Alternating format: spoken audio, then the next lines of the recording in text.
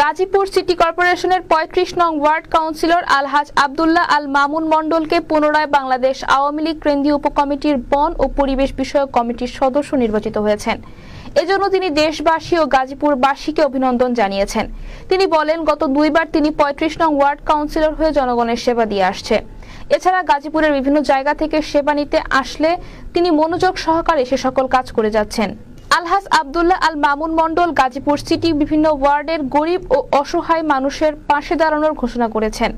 এছাড়া তিনি এই করোনাকালীন সময়ে গাজীপুরের বিভিন্ন ওয়ার্ডের গরিব ও অসহায় মানুষের মাঝে কম্বল, মাস্ক ও হ্যান্ড স্যানিটাইজার বিতরণ করে যাচ্ছেন। তার এই সকল কাজের জন্য ইতিমধ্যে সবার কাছে জনপ্রিয়তা অর্জন করেছেন তিনি।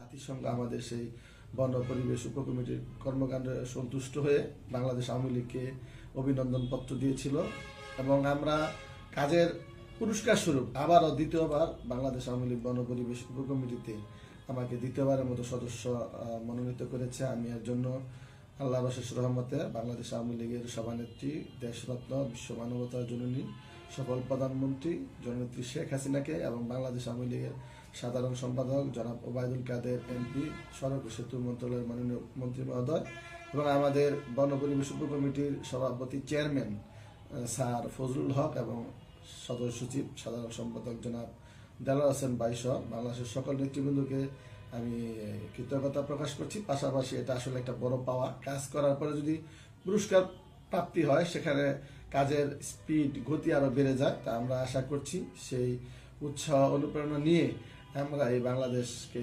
সত্যিকার অর্থেই আমরা সবুজ বাংলাদেশে রূপান্তরিত করবো ইনশাআল্লাহ।